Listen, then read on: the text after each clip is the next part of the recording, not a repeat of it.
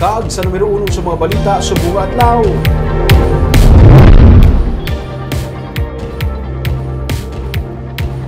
Si 68 tanan ka mga pamilya ang nawadaan sa puloy-an sa natutad nga sunog sa barangay 7 sa Bacolod City sa Madusang gabi. Nababayaan na butane stove ginatudlo nga rason sang sunog. May report si Nico Delfin. Makita pang nagaibwal nga kalayo sa sini nga video nga kuha ni Arthur Yap sa natabo nga sunog sa Purok Tangkong sa barangay 7 sa Bacolod sang Sabado sang gabi. Istorya ni Virginia Harder, nagakatulog siya sa ginpukaw sa iya apo para magbiya sa ila nagakasunog na nga balay. Pagwa mo sa balay mo, nagkaroon ng tao. Tapos? Nagwa kami. Kita mo ng kalayo? Oo, orange. Nadakot mo. Gano? Orange. Kita ko hindi ka. May naluwas ka pa sa mga gamit mo? Wala. Magamay lang ang footwalk pakadto sa mga pamalay nga nasunog. Gani may kabudlayan pating mga bumbero sa pagpalong sang kalayo. Naglabot sa 40 tanan ka mga balay ang nasunog, 38 diri ang totally destroyed.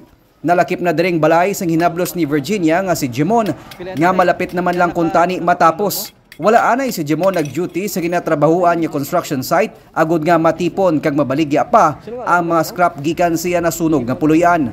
Bago lang nimo gali pa kayo.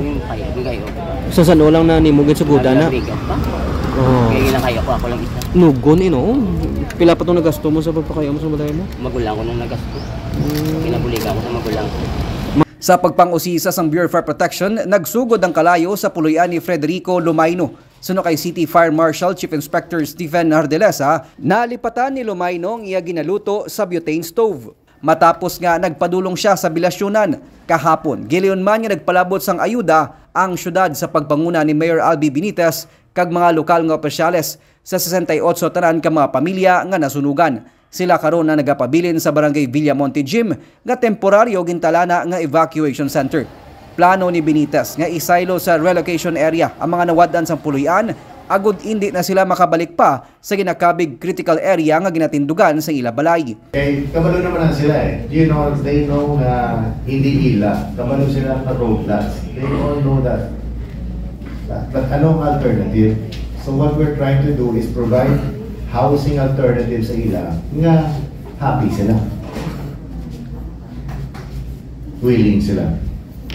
Kadaman sa mga residente nga nabilin sa Purok Tangkong ang wala pa sang supply sang tubig. Iban sa ila nagmansig kaayo na lang sang ila nasunog nga pipeline sang tubig.